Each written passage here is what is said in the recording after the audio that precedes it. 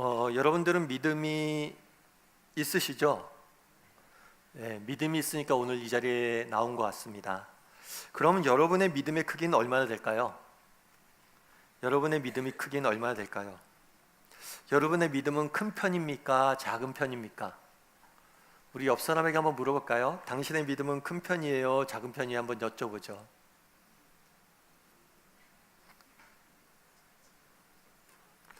목사님 쑥스럽게 그런 걸 물어보시라고. 사실 당신의 믿음이 큰 편입니까? 작은 편입니까? 얘기했을 때 제 믿음이 굉장히 크죠? 라고 답할 수 있는 사람은 많지 않을 거예요. 우리가 이 땅을 살다 보면 예수님 믿습니다. 그런데 가끔 믿음이 크다 작다라는 이야기를 듣게 돼요. 오늘 본문에도 제자들이 예수님께서 제자들에게 너희가 믿음이 작다, 이 어리석은 자들아, 이렇게 이야기합니다. 그러면 믿음이 작다, 크다라는 말은 무슨 의미일까요? 또 우리의 믿음은 그러면 큰 편일까요? 작은 편일까요? 저는 오늘 여러분과 함께 이 믿음에 대해서 좀 살펴보길 원합니다. 그래서 우리의 믿음이, 우리가 갖고 있는 믿음이란 무엇이고 믿음의 본질이 무엇인지 여러분과 몇 가지 이야기를 나눠봤으면 좋겠습니다. 첫 번째로 오늘 본문에서 알 수 있는 건 뭐냐면 문제를 가져오라는 거예요. 15절 말씀 한번 같이 읽어봤으면 좋겠습니다. 같이 읽겠습니다. 주여 내 아들을 불쌍히 여기소서. 그가 간질로 심히 고생하여 자주 불에도 넘어지며 물에도 넘어지는지라. 오늘 본문에는 한 남성이 등장합니다. 그런데 이 남성은 아버지예요. 아들이 한 명 있었어요. 그런데 이 아들이 무엇에 있었습니까? 병에 걸렸어요. 인생에 큰 문제가 있었던 거죠. 아들이 아팠어요. 굉장히 오늘 본문의 표현하면 간질로 심히 고생한다. 그래서 불에도 넘어지고 물에도 넘어진다. 간질로 인해서 너무나 많은 고통을 당하고 있었던 거예요. 사실 여러분, 인생이란 게 특별하지 않습니다. 저도 이제 목회자이기 때문에 여러 사람을 만나서 이야기를 하잖아요. 하다 보면 인생은 다 똑같아요. 사람들이 묻죠. 기도 제목 좀 알려주세요. 그럼 기도 제목이 다 똑같아요. 연로하신 부모님 건강 걱정, 그리고 자녀들, 부모님 걱정과 자녀 걱정, 그거밖에 없어요. 인생은 특별하지 않습니다. 특별히 자녀가 아프거나 자녀의 인생에 문제가 있을 때 정말 그것만큼 부모된 우리에게 마음 아픈 것은 없어요. 사실 우리 자녀들이 공부를 못하고 그러면 좀 답답한 경우가 있죠. 근데 진짜 자녀가 심각한 병에 걸려보십시오. 공부가 문제가 아닙니다. 당장 죽게 됐는데 공부가 문제겠습니까? 이 아버지도 마찬가지예요. 정말 이 땅을 살면서 우리가 갖고 있는 가장 큰 고민거리 중에, 기도 제목 중에 하나가 자녀인데 특별히 자녀가 죽을 고생을 하고 있는 거예요. 병이 걸려서. 그럼 딴 게 안 보이죠. 그만큼 이 아버지는 심각한 문제를 가지고 있었던 거예요. 그래서 이 아버지는 이 문제를 가지고 예수님에게 나와서 고쳐달라고 부탁하는 모습을 보게 됩니다. 우리는 성경을 읽다 보면 이런 경우를 많이 보게 됩니다. 병들고 여러 가지 인생의 문제를 가지고 나온 사람이 예수님 앞에 나와서 고침을 받는 경우들을 많이 봐요. 그래서 우리가 본문을 읽을 때 그런 생각을 하기 쉽죠. 또 한 명이 나와서 예수님의 고침 받았구나. 하지만 그렇지가 않아요. 이 아버지가 예수님 앞에 나와서 오늘 고쳐달라고 그랬는데 이 문제가 쉬운 문제가 아닙니다. 이건 쉬운 일이 아니었어요. 왜 그럴까요? 왜 쉬운 일이 아니었을까요? 16절 말씀 한번 같이 읽어볼까요? 같이 읽겠습니다. 내가 주의 제자들에게 데리고 왔으나 능히 고치지 못하더이다. 이 본문의 배경은 이런 거예요. 예수님께서 베드로와 요한과 야고보를 데리고 산에 올라가십니다. 그래서 나중에 부활하셨을 때 모습인, 부활하신 영광의 모습을 보여줘요. 이게 변화산 사건이라고 그러거든요. 그래서 예수님이 잠깐 떠나 있었어요. 이때 아버지가 아들을 데리고 제자들에게 온 거예요. 나머지 제자들에게. 그래서 제자들에게 이야기한 거죠. 기도해달라고, 우리 아들을 고쳐달라고. 그래서 제자들이 기도했습니다. 고치려고 노력을 했어요. 그런데 어떻게 됐다고 그래요? 능히 고치지 못했다. 이 아버지는 경험이 있었어요. 어떤 경험이 있습니까? 실패의 경험이 있었어요. 우리도 마찬가지죠. 인생의 문제를 만납니다. 그럼 하나님 앞에 나와서 기도합니다. 열심히 기도해요. 그럼 어떤 경우는 그 문제가 해결되는 경우들이 있어요. 하나님 도우신 거죠. 그런데 어떤 경우는 문제가 해결되지 않는 경우들이 있어요. 그럴 때 어떻게 하기 쉽습니까? 낙심하고 좌절하기 쉽습니다. 이 아버지가 오늘 예수님에게 나와서 고쳐달라고 이야기를 해요. 이건 쉬운 문제가 아니에요. 왜요? 이 아버지는 경험이 있어요. 어떤 경험이 있을까? 실패의 경험이 있어요. 정말 자신이 가지고 있는 문제를 가지고 나와서 기도해 달라고 그러고 기도를 했어요. 그런데 해결이 안 된 거예요. 그럼에도 불구하고 이 아버지는 어떡합니까? 포기하지 아니하고 예수님 앞에 끝까지 나아가 매달리는 모습을 보게 됩니다. 믿음이란 무엇일까요? 아니, 믿음이 필요한 순간은 언제일까요? 정말 우리가 믿음이 있는지 없는지 알 수 있는 현장은 어디일까요? 그것은 실패의 현장입니다.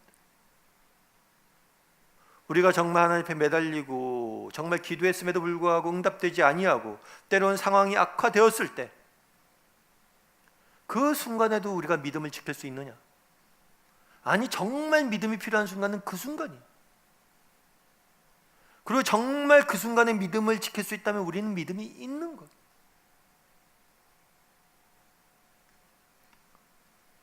우리는 어떻습니까? 정말 여러분들은 어떻습니까? 그 순간에도 여전히 하나님을 의지할 수 있는 사람입니까? 그 순간에도 여전히 하나님만을 바라볼 수 있습니까? 이 아버지가 정말 실패 현장에서도 불구하고 하나님만을 의지했을 때 어떤 결과가 있었습니까? 18절 말씀 같이 읽어봤으면 좋겠습니다. 같이 읽겠습니다. 이에 예수께서 꾸짖으시니 귀신이 나가고 아이가 그때부터 나으니라. 사실 가끔 그런 경우들을 경험할 때가 있어요. 예수님을 처음 믿는 초신자분들이 계십니다. 그럼 처음 믿는 초신자분들이니까 아무래도 믿음이 연약해 보이죠. 그런데 초신자 중에서 굉장히 인생에 큰 어려움을 경험하는 경우들이 있어요. 그럼 목회자로서 그런 마음이 있습니다. 아유, 저러다가 저분 믿음을 떠나면 어떡하 될까? 교회를 안 나오면 어떡할까? 마음이 굉장히 많이 신경 쓰여요. 그런데 어떤 분 보면 초신자인데도 불구하고 그렇게 큰 어려움이 있었어요. 그런데도 불구하고 여전히 교회에 나오시는 분들이 봅니다. 그럼 그런 분들 볼 때 참 대견하고 정말 마음이 많이 가게 됩니다. 그날의 하나님의 심정은 어땠을까요? 정말 우리가 기억해야 될 것이 있어요. 정말 우리가 실패하고 넘어지고 좌절했을 때도 정말 우리가 믿음을 지킬 때 그런 우리를 바라보는 하나님의 마음, 얼마나 우리가 더 사랑스럽고 돕고 싶고 대견해 보일까?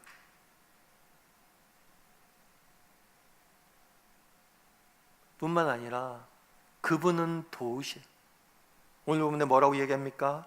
이에 예수께서 꾸짖으시니 귀신이 나가고 아이가 그때부터 나으니라. 여러분, 인생에 문제가 있습니까? 정말 그 문제를 가지고 하나님 앞에 오랫동안 기도했는데 여전히 응답이 안 되십니까? 아니, 오히려 상황이 악화되었습니까? 그 순간이 우리의 믿음이 필요한 때입니다. 그 순간이 정말 더 하나님 앞에 나아가야 될 때입니다.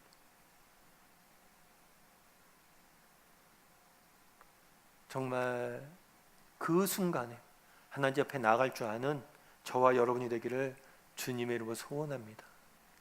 나다니엘 호손이라는 사람이 있어요. 이 사람은 30대 때 미국에 있는 세무소에서 일하고 있었어요. 그런데 이 30대였던 청년이 무능하다는 이유로 세무서에서 쫓겨납니다. 해고가 돼요. 해고가 된 다음에 집에 돌아옵니다.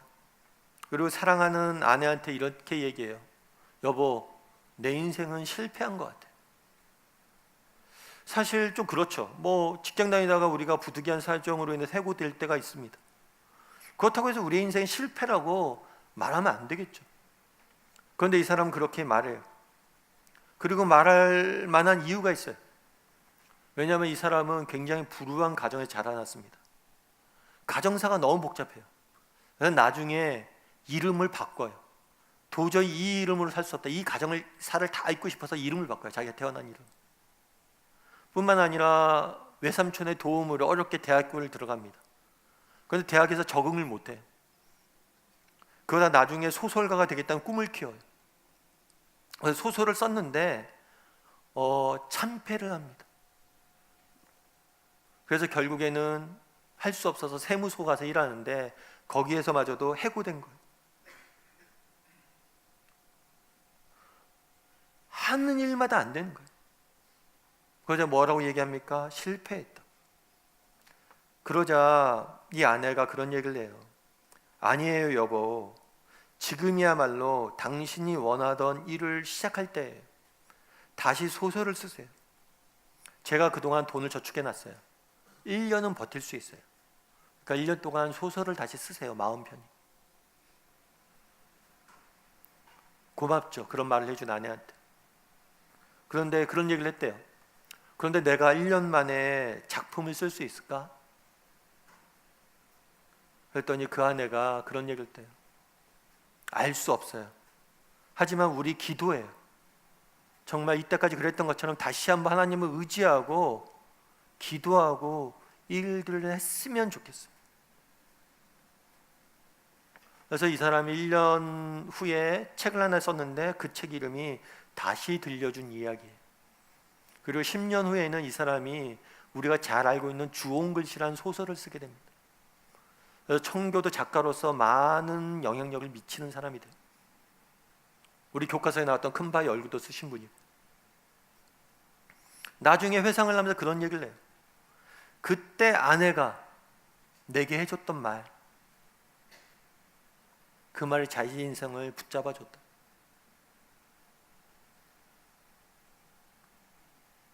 여러분, 실패했다고 느껴집니까? 내 인생에 더 이상 소망이 없다고 느껴집니까?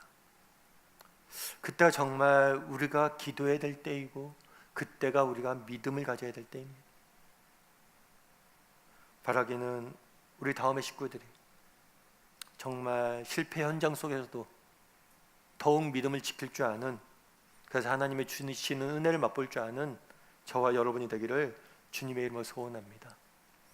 두 번째로 기억할 건 뭐냐면 하나님을 의지하라는 거예요. 19절 말씀을 같이 한번 읽어봤으면 좋겠습니다. 같이 읽겠습니다. 이때에 제자들이 조용히 예수께 나와 이르되 우리는 어찌하여 쫓아내지 못하였나이까. 제자들이 예수님에게 나와 묻습니다. 왜 우리가 귀신을 쫓아내지 못했을까요? 그런데 사실은 이게 되게 이상한 말이긴 해요. 왜 이상한 말이냐면 병을 아무나 낫습니까? 여러분, 뭐 병을 아무나 낫게 할 수 있어요? 병을 못 낫게 하는 건 정상이에요. 누가 말로 병을 낫게 합니까? 누가 귀신을 한번 쫓아내요? 이건 함부로 아무나 할 수 있는 일이 아니에요. 그러니까 자기가 못한 것을 받아들여야죠. 당연히 못한다고.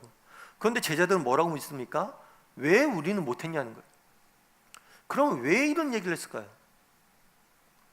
이런 얘기를 한 건 이유는 경험이 있기 때문이에요. 어떤 경험이 있냐면 예수님께서 제자들을 둘씩 셋씩 짝지어서 전도 여행을 보냅니다. 이 전도 여행을 갔을 때 제자들이 전도도 했지만 병든 자를 낫게도 했고 귀신도 내쫓았어요. 그런 경험이 있었던 거예요. 그런 경험이 있다 보니까 그때는 됐는데 왜 지금은 안 됐습니까? 라고 묻는 거예요. 그러자 예수님께서 이렇게 답합니다. 20절의 앞부분에 이렇게 됐어요. 이르시되 너희의 믿음이 작은 까닭이다. 그때는 됐는데 지금 안 된 이유는 너희가 믿음이 작아서 그렇다. 그럼 여기서 믿음이 작다라는 말의 의미는 무엇일까요? 믿음이 큰 것과 작은 것을 어떻게 구분할까요? 오늘 본문에는 예수님과 아버지와 아들이 병에 걸린 아버지와 제자들이 등장을 합니다. 그런데 이 아버지와 제자들의 모습은 비교가 되고 있어요. 비교가 되고 있는데 이 아버지는 예수님에게 나오는데 정말 예수님이 주시는 은혜를 맛보는데 방해가 됐던 것이 무엇이냐면 경험이에요. 어떤 경험이에요? 과거의 실패의 경험입니다. 실패에도 불구하고 예수님을 의지했어요. 그런데 제자들이 예수님이 주시는 은혜를 맛보는데 방해가 됐던 것이 있어요. 그것도 뭐예요? 경험이에요. 어떤 경험입니까? 성공의 경험이에요. 제자는 묻습니다. 왜 우리가 못했냐고. 과거에 제자들은 성공했어요. 그 성공하자 무엇을 의지했습니까? 자신의 경험과 능력과 자신의 신앙을 의지했어요. 우리가 왜 못했냐고 물어요. 그래서 하나님을 의지하기보다는 자신을 더 의지하기 시작한 거예요. 사실 요즘은 그렇지 않지만 예전에는 그런 경우들이 많았어요. 기도의 능력이 좋다는 분에게 가서 기도받는 경우들이 있었어요. 그런데 이거는 바람직하지 않아요. 왜냐하면 기도의 원천은 사람에게 있지 않기 때문이에요. 만약 기도의 능력이란 게 있고 그런 것이 좋은 사람한테 가서 기도를 받아서 응답받을 수 있다면 제자들은 성공했어야 돼요. 왜냐하면 그들은 이미 경험했었고 능력이 있기 때문이에요. 하지만 사람에게 능력은 있지 않아요. 능력의 원천은 하나님. 내가 얼마나 그분을 의지하고 그분에게 나가느냐가 우리가 은혜를 받아볼 수 있는 원천이 되는 거예요. 왜 그날에 너희가 왜 그렇게 믿음이 없고 왜 이렇게 어리석냐라고 예수님이 책망하셨을까요? 하나님이 아니라 자신의 경험과 능력, 자신의 믿음을 의지했기 때문이에요. 이것은 우리가 쉽게 빠질 수 있는 함정이기도 합니다. 여러분들은 어떻습니까? 여러분들은 하나님을 의지하는 사람입니까? 정말 혹시 우리는 하나님이 아니라 나를 의지하고 살아가고 있진 않습니까? 내가 가진 능력이나 내가 가진 그 무엇이나 심지어 내가 가진 신학의 경력, 내가 가진 믿음을 의지하고 살아가고 있진 않습니까?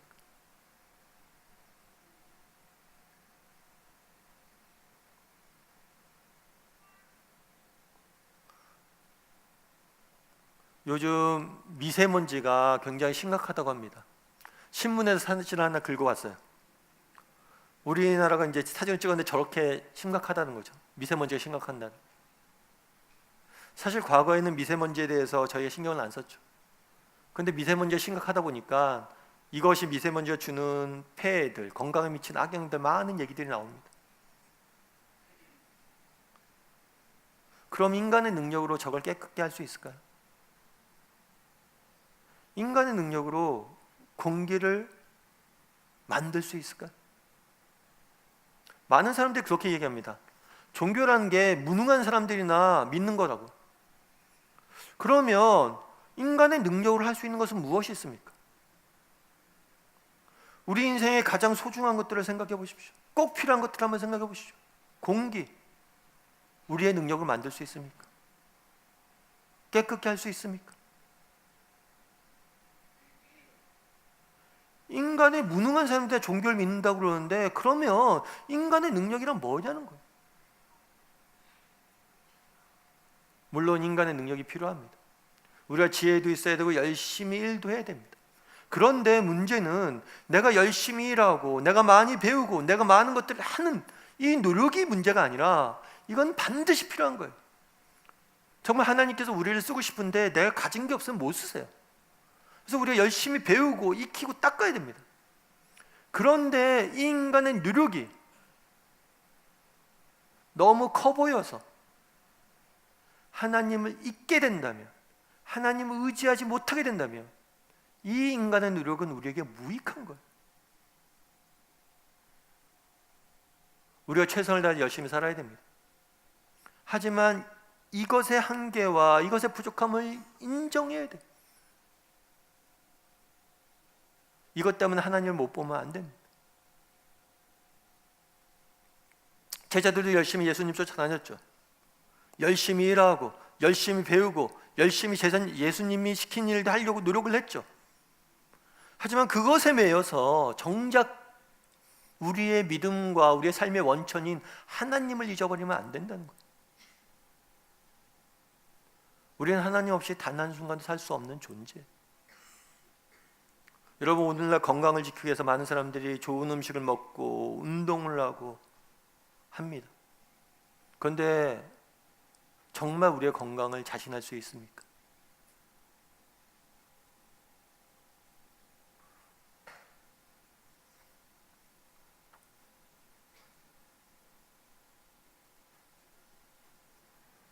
그날의 제자들은 자신의 노력과 힘을 너무 보느라 하나님을 잊고 있었던 거예요. 우리도 이런 위험에 빠질 수 있습니다. 그럼 내가 하나님을 의지하는 사람인지 아닌지 어떻게 알 수 있을까요? 하나님을 의지하는 사람인지 아닌지 알 수 있는 한 가지 구분점이 있어요. 하나님을 의지하는 사람들은 하나님을 매일 만납니다. 하나님 앞에서 매일 기도하죠. 정말 내 힘으로 오늘 살 수 없기에, 내가 정말 세상을 살다 보면 너무나 많은 문제들이 산적해 있고 너무나 많은 어려움들 경험해야 되는데 이 모든 것을 내가 하나님 도움 없이는 할 수 없다라고 느끼는 사람은 매일 하나님 앞에 나아가서 하나님을 만나게 되어 있어요. 만약 지난 한 주간 여러분의 삶을 돌아보십시오. 얼마나 하나님을 만났습니까? 만약 지난 한 주간 내가 정말 하나님을 만나지 않았다면 나는 정말 하나님을 의지하지 않는 사람일지 모릅니다. 예전에 제가 어떤 책에서 하나 읽은 내용인데요, 좀 재밌는 얘기기도 한데, 어떤 형제가 한 명 있었어요. 이 형제가 자매를 되게 사랑했어요. 그래서 이 자매한테 어떻게 하면 좋아했어요. 그래서 어떻게 하면 내 마음을 전할 수 있을까, 표현할 수 있을까 해서 편지를 쓰기 시작합니다. 그래서 매일 한 통씩 편지를 썼어요. 일주일에 7통. 어떤 날에는 3통을 쓰는 날도 있대요. 많이 쓴 거죠, 편지를. 그래서 나중에 어떻게 됐을까요? 이 형제의 마음을 자매가 받아줬을까요? 나중에 어떻게 됐냐면 편지 배달부랑 이 자매가 사귀게 됐대요. 웃자. 그러면서 이 책에서 하고 있는 얘기는 그거예요. 정말 중요한 게 마음이 있는 게 중요한 게 아니라 뭐예요? 만나야 된다는 거예요. 정말 우리가 믿음이 있다 그러고 내가 하나님을 의지하는 사람이라고 이야기만 하지만 실제로 내가 하나님을 만나고 있지 않다. 그럼 난 의지한 사람이 아닐지 모릅니다. 바라고 있는 우리 다음의 식구들이 정말 우리가 가진 것들이 아니라 정말 최선을 다해서 살아야죠, 우리가. 하지만 정말 하나님의 도우심이 없이는 우리의 노력은 아무것도 아님을 깨닫고 정말 하나님을 의지할 줄 아는 사람이 되었으면 좋겠습니다. 특별히 날마다 정말 하나님께 나아가서 하나님을 만날 줄 아는 저와 여러분이 되기를 주님의 이름으로 소원합니다. 마지막으로 오늘 본문에서 알 수 있는 건 뭐냐? 믿음을 확신하라는 거예요. 20절 말씀 같이 한번 읽어봤으면 좋겠습니다. 같이 읽겠습니다. 이르시되 너희 믿음이 작은 까닭이니라. 진실로 너희에게 이르노니 만일 너희에게 믿음이 겨자씨 한 알만큼만 있어도 이 산을 명하여 여기서 저기로 옮겨지라 하면 옮겨질 것이요 또 너희가 못할 것이 없으리라. 오늘 본문은 조금 재밌는 게 있어요. 그건 뭐냐면 저희는 왜 못했습니까? 딱 묻자 뭐라고 얘기했냐면 야 너희가 믿음이 적기 때문이야. 그러면 믿음이 적기 때문이야 라고 책망하셨으면 그 다음에 이어지는 반대급부는 뭐예요? 그럼 믿음을 크게 해라. 큰 믿음을 가져라. 뭐 이렇게 말씀하셔야죠. 그런데 재밌는 거는 너희가 믿음이 적기 때문이야 라고 이야기한 다음에 내가 진실로 너희에게 이르노니 너희가 만일 너희의 믿음이 만일 뭐라고요? 겨자씨 한 알만큼만 있어도 이 겨자씨 한 알이라는 표현은 뭐냐면, 겨자씨는 그 당시 유대 사회에서 가장 작은 씨앗을 나타낼 때 표현이에요. 따라서 겨자씨 한 알이다라고 표현한 것은 지극히 작다라는 의미. 너희 믿음이 작다, 그렇게 말씀하실 때 뭐라고 얘기하는 거예요? 아주 작은 믿음을 가지면 큰 일을 할 거야. 너희 믿음이 작다라고 책망하면 큰 믿음을 가지라고 그러는데 더 작은 믿음을 가지라는 거예요. 도대체 이게 무슨 말씀이냐는 거예요.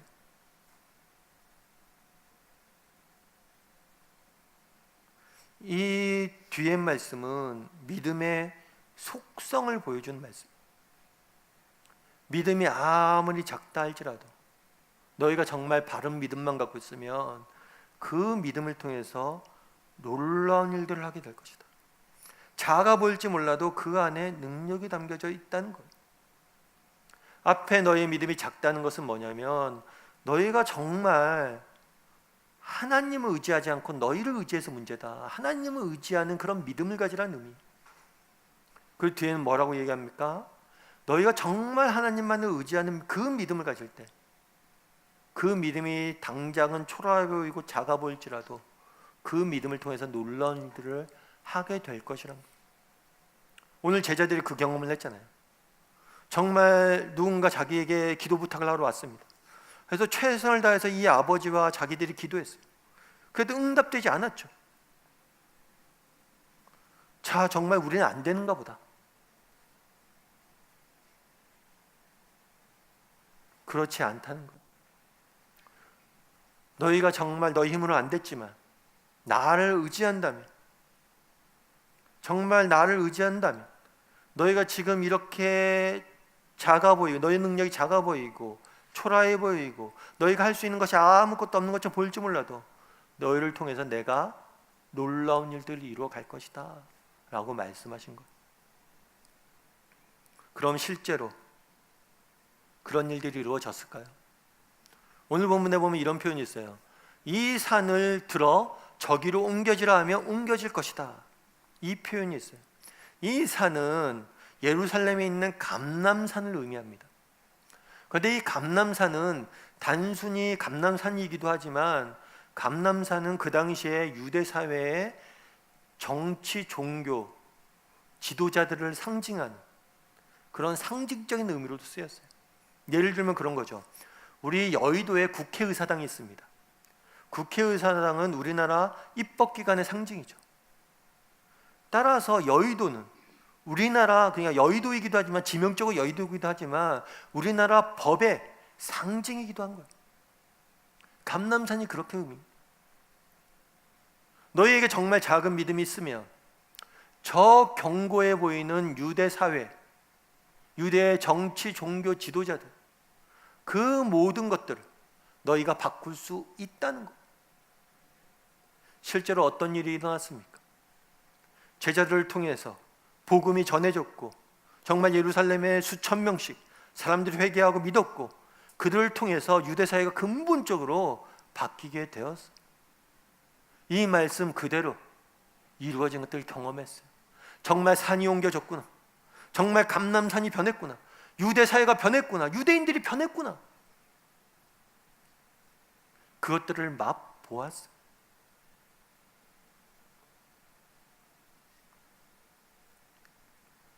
여러분, 이제 집회가 있는데 집회마다 조금 뭐라 그럴까, 그 집회마다, 우리나라 집회에는 우리나라 역사상 위대한 인물들이나 그런 사람들의 사진들이 들어있죠. 미국도 마찬가지, 대부분이 그래요. 근데 뉴질랜드 집회에는 $5짜리 집회는 저런 사진이 있어요. 산 그림 하나랑 조금 허름한 옷을 입은 사람 사진이 하나 있어요. 저분이 누구냐면 에드먼드 힐러리라는 분이에요.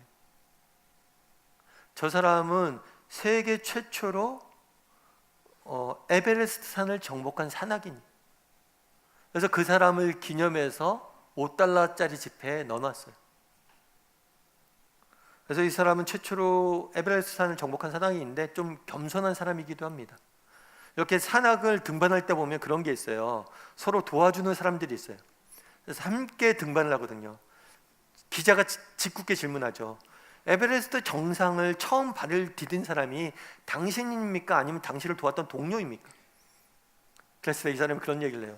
우리는 한 팀입니다. 우리는 함께 그 산에 올랐습니다.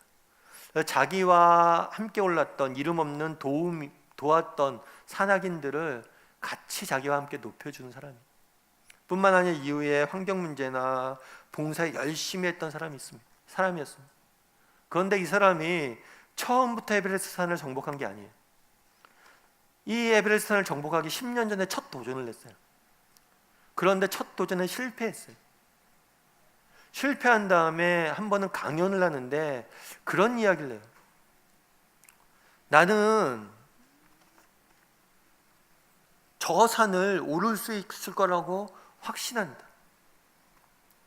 왜냐하면 저 산은 더 이상 성장하지 못하기 때문이다. 하지만 나는 앞으로 계속 성장할 것이다. 저 산은 멈춰 있지만, 비록 내가 지금 실패했지만 나는 계속해서 성장할 것이다. 그래서 언젠가 저 산을 내가 넘게 될 것이다. 너희 믿음이 아무리 작을지라도 이 산을 명하여 옮길 수 있을 것이다. 그래, 너희도 오늘 실패했잖아. 오늘 안 됐잖아. 너희가 할 수 없는 것이 아무것도 없는 것처럼 느껴질 수 있겠지. 하지만 너희가 정말 믿음을 가진다면 이 산을 옮길 것이다. 바라기는 정말 우리에게도 이런 확신이 있었으면 좋겠습니다. 여러분, 우리는 무엇을 믿는 사람입니까? 우리는 죽음 이후에 부활이 있음을 믿는 사람입니다.